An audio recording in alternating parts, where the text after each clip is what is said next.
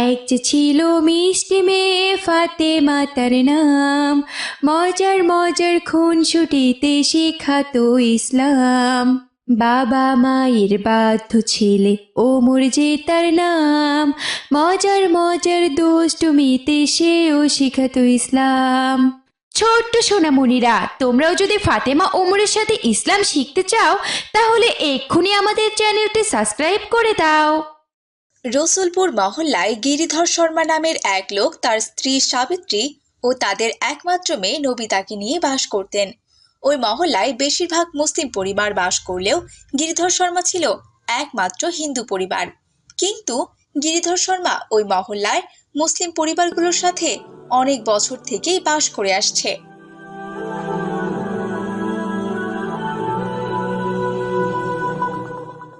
Nobita, কেমন আছো তুমি? এই তো ফাতেমা, ঈশ্বরের কৃপায় ভালো আছি। তুমি কেমন আছো? আলহামদুলিল্লাহ, আমি আল্লাহর দয়ায় অনেক ভালো আছি। ফাতেমা, তোমার হাতে তো দেখছি একটা অফিস ব্যাগও আছে। তুমি অফিস ব্যাগ নিয়ে এসেছো কেন? আর বলো না নবিতা, আমার আব্বুজান আজ অফিসে ব্যাগ নিয়ে যেতে ভুলে গেছেন। কিন্তু এই ব্যাগে আব্বুজানের অনেক ইম্পর্টেন্ট ডকুমেন্টস আছে, তাই আমি মাদ্রাসায় যাওয়ার পথে আব্বুজানকে অফিস ব্যাগটা দিয়ে যাব। ও আচ্ছা, ঠিক আছে ফাতেমা, চলো একসাথে যাই। আমিও তো স্কুলেই যাচ্ছি। তাই নাকি? তুমিও যাবে আমার সাথে নবিতা? আচ্ছা ঠিক আছে, চলো তাহলে একটা রিক্সা ডাকি।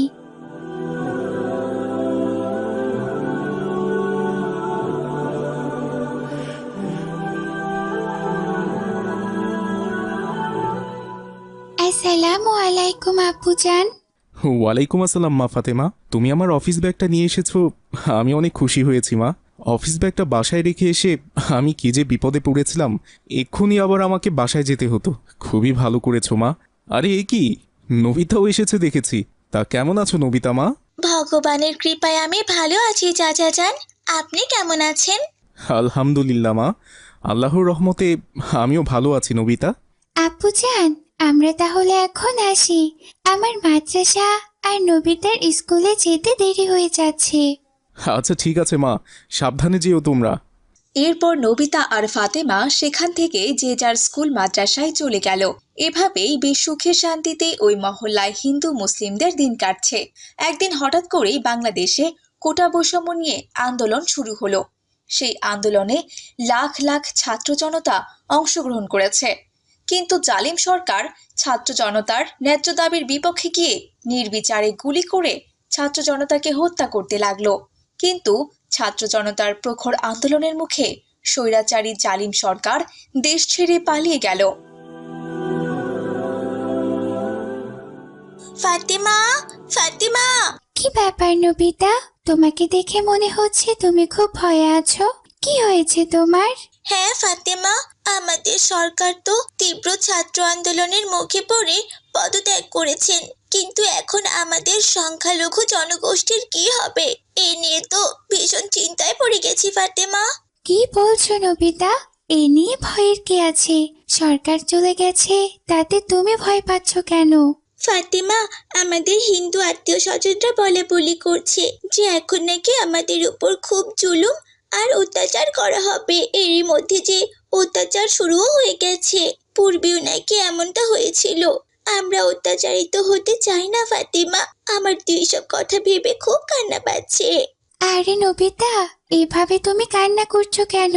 তোমার কিচ্ছু হবে না, আমরা আছি না। এই রসুলপুর মহল্লায় আমরা সবাই একসাথে কতদিন ধরে বাস করে আসছি। কোনোদিন কি কোনো মুসলমান দ্বারা তোমরা অত্যাচারিত হয়েছো বলো? তা হয়নি ফাতেমা, কিন্তু সরকার চলে যাওয়াতে খুব ভয় করছে সবার। এই সরকার আমাদের হিন্দুদেরকে খুব ভালোবাসতো। শুনেছি আগের কোনো সরকার নাকি আমাদেরকে এতটা ভালোবাসতো না। পূর্বের সরকার হিন্দুদের অত্যাচার করতো কিনা সেটা আমি জানি না, তবে এই মহল্লায় হিন্দু বা সংখ্যালঘুদের যাতে কোনো সমস্যা না হয়, আমরা মুসলমানরা সবাই মিলে সে ব্যবস্থাই করব। আমি আজই আমার আব্বুজানের সাথে কথা বলবো। তোমার কোনো চিন্তা নেই নবিতা, যাও তুমি নির্ভয়ে স্কুলে যাও। তোমার কথা শুনে খুবই ভরসা পেলাম ফাতেমা। ঠিক আছে, আমি তাহলে এবার স্কুলে গেলাম। ভালো থেকো তুমি। এই কথা বলে নবিতা স্কুলে চলে গেল। দেখলে বন্ধুরা, নবিতা কত ভয় পেয়েছে। ও ভেবেছে এই মহল্লায় ওরা একমাত্র হিন্দু পরিবার বলে সব মুসলমান পরিবার ওদের অত্যাচার করবে। ফাতেমা, আমি আমারটা টিভিতে দেখলাম সারা দেশে হিন্দু লঘু পরিবারদের নির্যাতন করা হচ্ছে। অনেকে নির্যাতনের ভিডিওগুলো ফেসবুকেও ছাড়ছে। ও সব কিছুই গুজব ও মিথ্যা বানোয়াট। আমার কোনোভাবে বিশ্বাস হচ্ছে না যে মুসলিমরা হিন্দুদের উপর অত্যাচার করবে। তুমি তো জানো আমাদের নবী হযরত মুহাম্মদ সাল্লাল্লাহু আলাইহি ওয়াসাল্লাম তার বিদায় হজের ভাষণে বলেছেন, হে ঈমানদাররা, তোমরা নিজের ধর্ম কারো উপরে জোর করে চাপিয়ে দিও না। যে যার ধর্ম পালন করবে, কোনো প্রকার বাধা প্রদান করো না। মুসলিম জাতি যদি নবীর সেই ভাষণের কথা ভুলে না যায়, তাহলে কোনো মুসলমানই কোনো হিন্দুর উপর অত্যাচার করতে পারবেন না। আমি আজই এই বিষয়ে আব্বুজানের সাথে কথা বলবো। এখন চলো সবাই, আমাদের মাদ্রাসায় যেতে দেরি হয়ে যাচ্ছে। এ কথা বলে ফাতেমাও তার বন্ধুদের সাথে মাদ্রাসায় চলে গেল।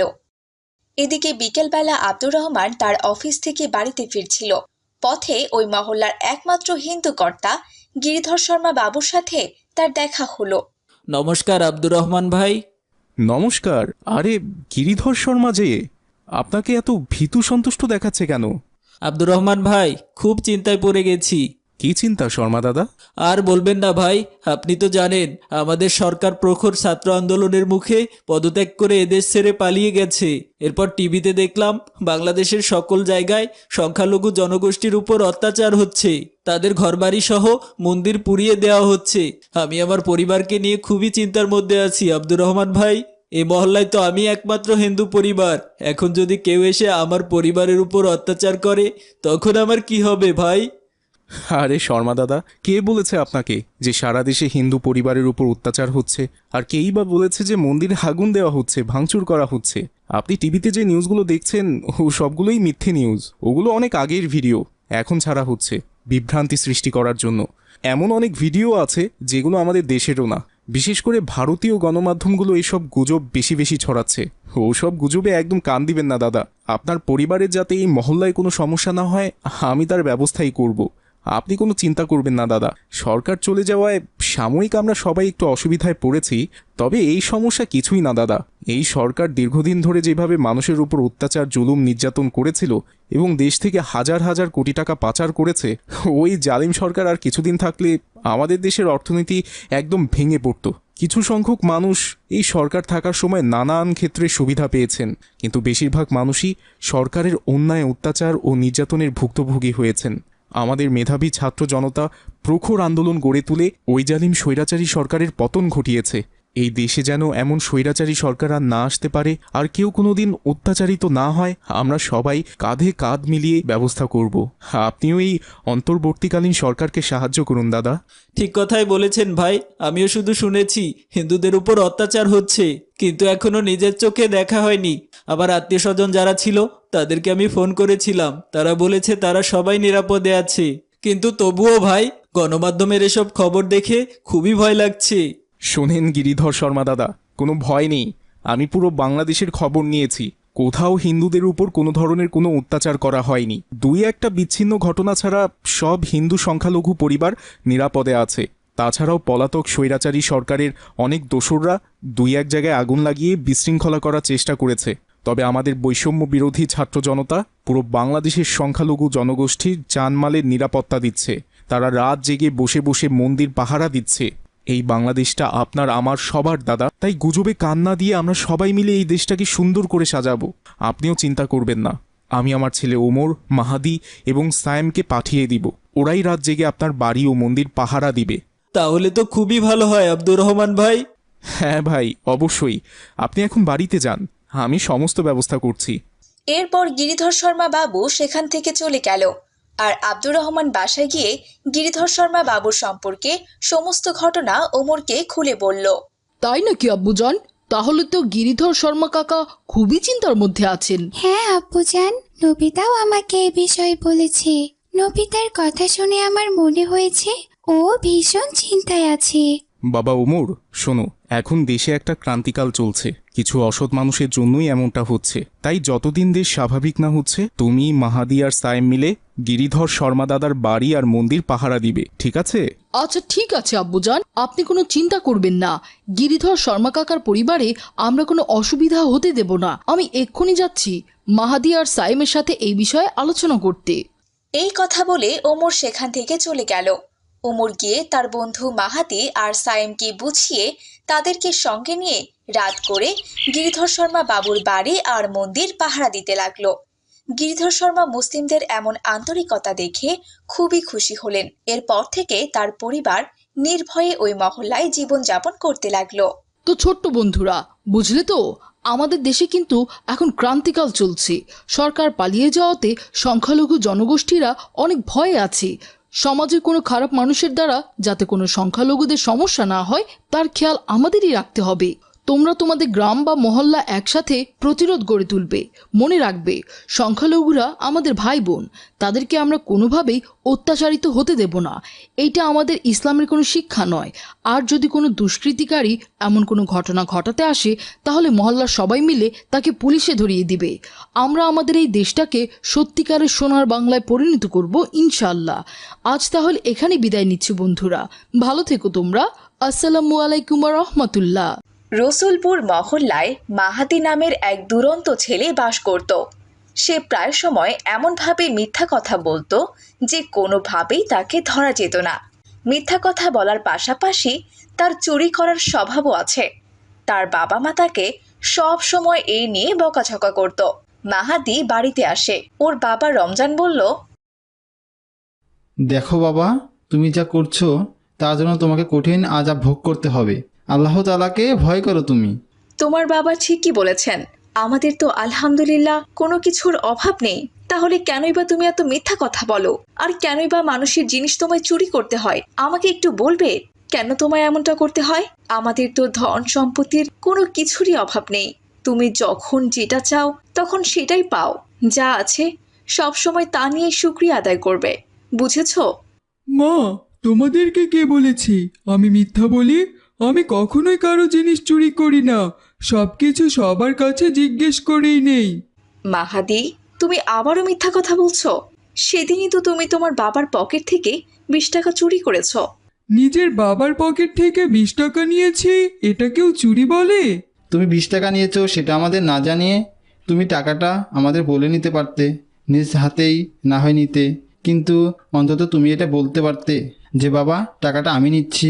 যেহেতু তুমি টাকাটা না বলে নিয়েছো আর তোমাকে টাকার কথা জিজ্ঞেস করাতে তুমি মিথ্যে বলেছো, তাহলে এটা তো নিঃসন্দেহে চুরি বলে। ঠিক আছে ঠিক আছে, আমি আর তোমাদের কাছ থেকে কখনোই কোনো জিনিস চাইবো না। এই কথা বলে মাহাদি রাগ করে বাড়ি থেকে বেরিয়ে গেল।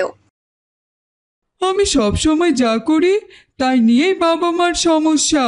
আর আমি যদি মিথ্যেও বলে থাকি সেটা তো খুব ভালোভাবেই বলি, যেন কেউ আমাকে ধরতে না পারে। আর আমাকেও ধরা এত সহজ না, আমাকে কেউ কখনোই সহজে ধরতে পারবে না। যাই, মন মেজাজ ভালো নেই, মেজাজ ঠিক করার জন্য রহমত চাচার দোকান থেকে কিছু খাওয়া যায় কি না দেখি। আসসালামু আলাইকুম চাচা যান। ওয়ালাইকুম আসসালাম। কি ব্যাপার মাহাদি, কিছু লাগবে? হ্যাঁ চাচা যান, খাওয়ার জন্যই তো আসলাম। দেন, আমায় 1 কাপ চা দিন। আচ্ছা ঠিক আছে বাবা। রহমত যখন চা বানাচ্ছিল তখন মাহাদি বুঝতে পারল তার ক্ষুধা লেগেছে, কিন্তু চা ছাড়া খাওয়ার মতো তার কাছে কোনো টাকা নেই। তাই সে মনে মনে ভাবল কি করে রহমতের দোকান থেকে একটা রুটি চুরি করে খাওয়া যায়। এই দোকানে তো রুটি অনেকগুলো ঝোলানো আছে। যদি দোকান থেকে কোনোভাবে একটি রুটি চুরি করে নেওয়া যায়, তবে এই দোকানদার রহমত চাচা টেরও পাবে না।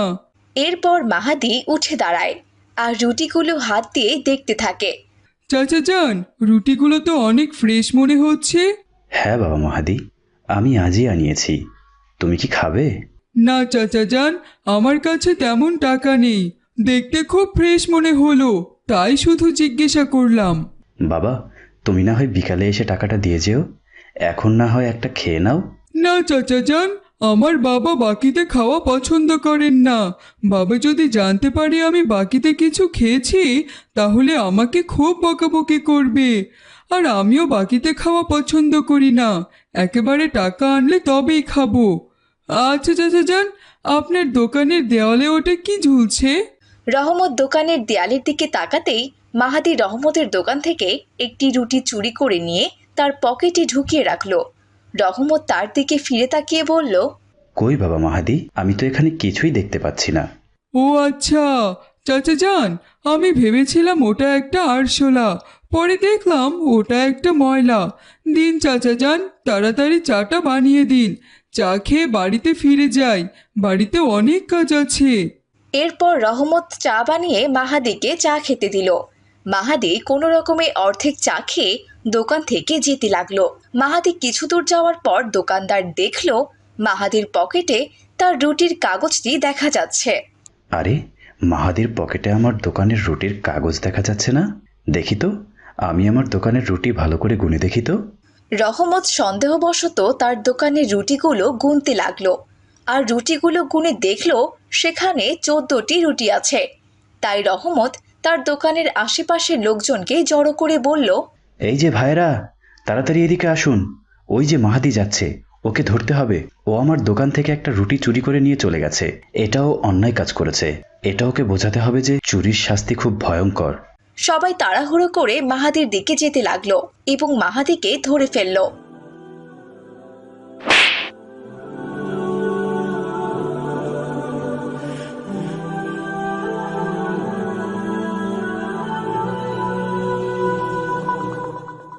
আরে এ তোমরা কি করছো? ওকে এভাবে মারছো কেন? আর বলবেন না ভাইজান, এই মাহাদি আমার দোকান থেকে একটি রুটি চুরি করে নিয়ে পালাচ্ছিল। এই মাহাদি খুব মিথ্যে কথা বলে আর মানুষের জিনিস চুরি করে। আচ্ছা আচ্ছা, আপনারা সবাই শান্ত হন আর মাহাদিকে আপনারা সবাই ছেড়ে দিন। ও ছোট মানুষ, ওকে এত মারধর করা ঠিক হয়নি। ওকে আমি দেখে নিচ্ছি, আপনারা এখান থেকে যান তো। না না, আমি ওকে শাস্তি না দিয়ে এখান থেকে যাব না। আচ্ছা রহমত ভাই, মাহাদি আপনার দোকান থেকে কয়টা রুটি চুরি করেছিল? সেই কয়টা রুটির দাম আমি দিচ্ছি। এরপর আব্দুর রহমান দোকানদারের রুটির দাম দিয়ে দিল। এরপর তারা সবাই সেখান থেকে চলে গেল।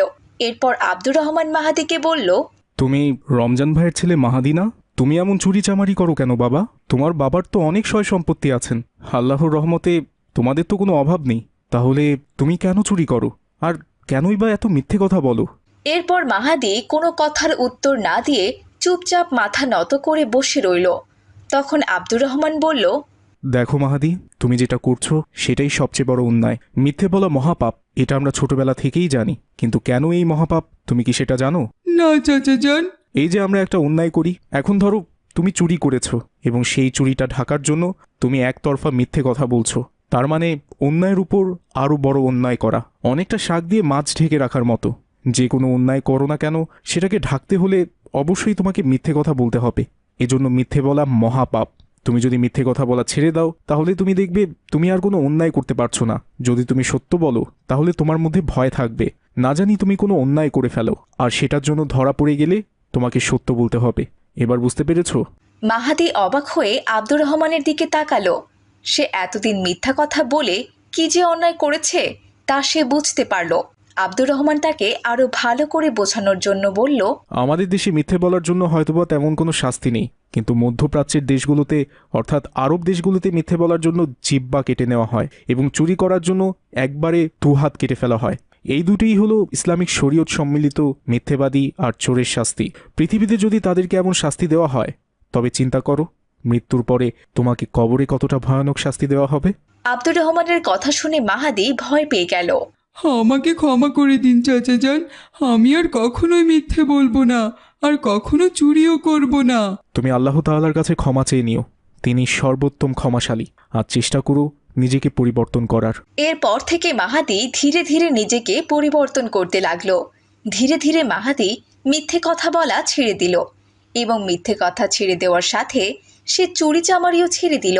এরপর থেকে মাহাদি আর কখনোই চুরি চামারি করে না। সে তার বাবা মায়ের সাথে সুখে শান্তিতে দিন কাটাতে থাকে। রসুলপুর মহল্লায় রমজান নামের এক লোক বাস করত। ওই মহল্লার সবাই রমজানকে এক নামে চিনত, কারণ রসুলপুর বাজারে রয়েছে তার একটি বিশাল মিষ্টির দোকান। মহল্লার সবাই রমজানের কাছ থেকে মিষ্টি কিনতো। রমজানও খুব ভালো মিষ্টি তৈরি করতে পারত। আসসালামু আলাইকুম রমজান ভাই, আমি কালকে আপনার দোকান থেকে 2 কেজি মিষ্টি নিয়ে আমার মেয়ের বাড়িতে গিয়েছিলাম। আমার মেয়ের শ্বশুরবাড়ির সবাই খুব প্রশংসা করেছে। সত্যি ভাই, আপনার হাতে জাদু আছে। আচ্ছা যাই হোক ভাই, আমাকে এখন 2 কেজি মিষ্টি দিন তো। ওয়ালাইকুম আসসালাম। আলহামদুলিল্লাহ, আসলে আমার হাতে কোনো জাদু নেই ভাই, সবই আপনাদের দোয়া ও আল্লাহ পাকের বিশেষ রহমত। আপনি তো জানেন এই দোকানটার উপর নির্ভর করে আমাদের সংসারটা চলে। এই নিন ভাই আপনার মিষ্টি। এভাবে রমজান তার মিষ্টির দোকানে বেচাকেনা করছিল। এদিকে তার একমাত্র ছেলে মাহাদি স্কুল থেকে বাড়ি ফিরছিল। মাহাদি ছিল খুবই দুষ্টু। মিষ্টি খেতে সে খুব বেশি পছন্দ করত। দোকানে আসলে তার 2-4টে মিষ্টি না খেলেই নয়। আসসালামু আলাইকুম বাবা। বাবা, আমাকে 2টো মিষ্টি দাও, বাড়িতে মিষ্টি নেই। মা বলল দোকান থেকে খেয়ে নিতে। ওয়ালাইকুম আসসালাম। বাবা মাহাদি, তুমি তো প্রতিদিন অনেক মিষ্টি খাও, মিষ্টি খেলে যে তোমার সমস্যা হতে পারে। তাছাড়া যে কোনো খাবার পরিমাণ মতো খেতে হয় বাবা। আচ্ছা যাই হোক, এখন আমি তোমাকে 2টো মিষ্টিই খেতে দিচ্ছি। বাবা, আমি কি করব বলো? আমার প্রতিদিন 10-12টা মিষ্টি না খেলে ভালোই লাগে না। আচ্ছা, আমি এখন বাড়ি ফিরে যাচ্ছি। তুমি ফেরার পথে আমার জন্য 1 কেজি মিষ্টি নিয়ে এসো কিন্তু। না, এই ছেলেটাকে নিয়ে আর পারি না, প্রতিদিন এত পরিমাণে মিষ্টি খায়, অন্যান্য খাবার তো খেতেই চায় না। এইভাবে বেশ কিছুদিন কেটে যায়। মাহাদির মিষ্টি খাওয়ার অভ্যাসটা যেন বেড়েই চলেছে। একদিন স্কুল ছুটির দিন মাহাদি ওর বাবার দোকানে যায়। দোকানে গিয়ে দেখে তার বাবা সেখানে নেই। এই সুযোগে মাহাদি অনেকগুলো মিষ্টি খেয়ে ফেলে। আজ বাবা না থাকার কারণে কত মিষ্টি খেতে পারলাম। যাই, এত মিষ্টি একসাথে খেয়েছি, বাবা দেখলে রাগ করতে পারে। আমি বরং এখন বাড়ি ফিরে যাই। কী ব্যাপার মাহাদি, তুমি কখন এলে? নিশ্চয়ই মিষ্টি খেয়েছো। তোমার মা বলল সকালবেলা নাকি তুমি বাসা থেকে অনেকগুলো মিষ্টি খেয়েছো, আবার দোকানে বসে মিষ্টি খাওনি তো? মানে বাবা, আসলে আমি দোকানে এসে মিষ্টি খেয়েছি। আর তুমি তো জানোই, মিষ্টি দেখলে আমার জিভে জল চলে আসে। মিষ্টি না খেলে আমার ভালোই লাগে না। আচ্ছা ঠিক আছে বাবা, আমি তোমাকে মিষ্টি খেতে নিষেধ করছি না, কিন্তু অতিরিক্ত কোনো খাবারই স্বাস্থ্যের জন্য ভালো নয়। আচ্ছা যাই হোক, তুমি তাহলে এখন বাড়ি ফিরে যাও। এরপর মাহাদি বাড়িতে ফিরে আসে। আর বাড়ি ফিরে আসতেই মেঝেতে মাথা ঘুরে পড়ে যায় এবং তার মা অনেক ভয় পেয়ে যায়। খবর পেয়ে মাহাদির বাবাও বাড়িতে ফিরে আসেন। ছেলের এমন অবস্থা দেখে দ্রুত মাহাদিকে হাসপাতালে নিয়ে যায় আর চিকিৎসা করায়। আপনাদের ছেলের সুগার প্লাস হয়ে গেছে। ওর তো বয়স অনেক কম, এই বয়সেই সুগার প্লাস দেখা দিল। মনে হয় ও অনেক মিষ্টি জাতীয় খাবার খায়। খুবই চিন্তার বিষয়। ডাক্তার সাহেব, আপনি ঠিক কথাই বলেছেন। আমার ছেলে মাহাদি প্রতিদিন অনেক মিষ্টি খায়। আমরা নিষেধ করতাম, কিন্তু ও আমাদের কোনো কথাই শুনতে চায় না। আমি এমনিতেও মিষ্টির ব্যবসা করি, আর তাতেই আমার ছেলে সুযোগ পেলে মিষ্টি খেয়ে বসে। ডাক্তার সাহেব, আমার একমাত্র সন্তান, আপনি ওর ভালো করে চিকিৎসা করুন। আপনারা কোনো চিন্তা করবেন না, এখন মোটামুটিও ভালো আছে। তবে 2 একদিন বিশ্রাম নিলে আর ওষুধ ঠিকঠাক মতো খেলে আশা করি আল্লাহর অশেষ রহমতে আপনার ছেলে দ্রুত সুস্থ হয়ে যাবে। আচ্ছা যাই হোক, আমি এখন আসছি, আপনারা ওর খেয়াল রাখবেন।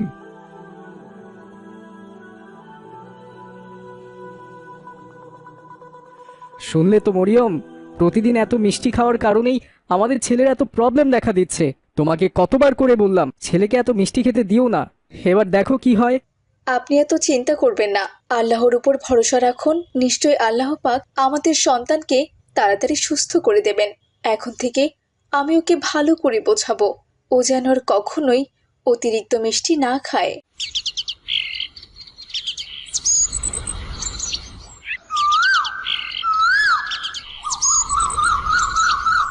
এভাবেই 2 দিন মাহাদির বাবা ও মা হাসপাতালে মাহাদির সেবা যত্ন করতে লাগলো। 2 দিন পর মাহাদি সুস্থ হয়ে বাড়িতে ফিরে আসে আর তার বাবা মা সব সময় তাকে মিষ্টি খাওয়া থেকে বিরত রাখার চেষ্টা করে। একদিন মাহাদি ব্যাগ নিয়ে স্কুলে যেতে ধরে আর তখনই দেখে টেবিলের উপরে মিষ্টি রাখা আছে। আরে, এত মিষ্টি!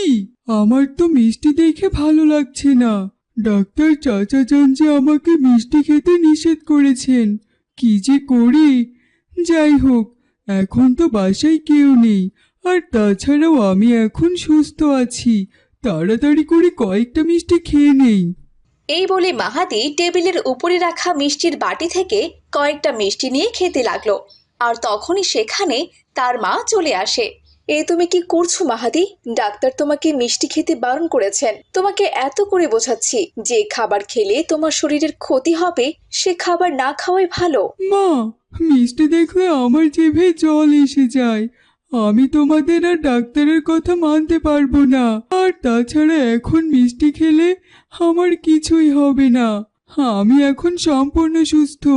এভাবেই মাহাদির মা মাহাদিকে বোঝাতে থাকে, কিন্তু মাহাদি কিছুতেই মায়ের কথা শুনতে রাজি নয়। এরপর রাতে যখন মাহাদির বাবা বাড়িতে ফিরলেন, তখন মাহাদির মা মাহাদির বাবাকে সমস্ত কথা খুলে বলল। কি বলছো? ওকে যদি না বোঝানো যায় তাহলে তো অনেক বড় সমস্যা হয়ে যাবে। না না, আমাকে অন্য কিছু ভাবতে হবে। সকালে আমি মাহাদির বন্ধু ওমরের বাবার কাছে যাব। শুনেছি মাহাদি ওমরের বাবাকে অনেক সম্মান করেন এবং ওনার সমস্ত কথা শোনেন। আপনি ঠিকই বলেছেন, যে করেই হোক আমাদের সন্তানকে স্বাস্থ্য সম্পর্কে সচেতন করতে হবে। পরদিন সকালবেলা রমজান আব্দুর রহমানের কাছে গেল আর গিয়ে আব্দুর রহমানকে সমস্ত কথা খুলে বলল। সব শুনে আব্দুর রহমান বলল, সবই তো শুনলাম ভাই, কি যে করা যায়। আচ্ছা ভাই, আপনি আজকে বাসায় যান, কালকে আপনি আপনার ছেলেকে নিয়ে আমার সাথে দেখা করবেন। আমি কাল আপনার ছেলেকে বুঝিয়ে বলবো। ঠিক আছে ভাই আব্দুর রহমান, আজ তাহলে আমি আসি। আসসালামু আলাইকুম। ওয়ালাইকুম আসসালাম। এরপর রমজান সেখান থেকে চলে যায়।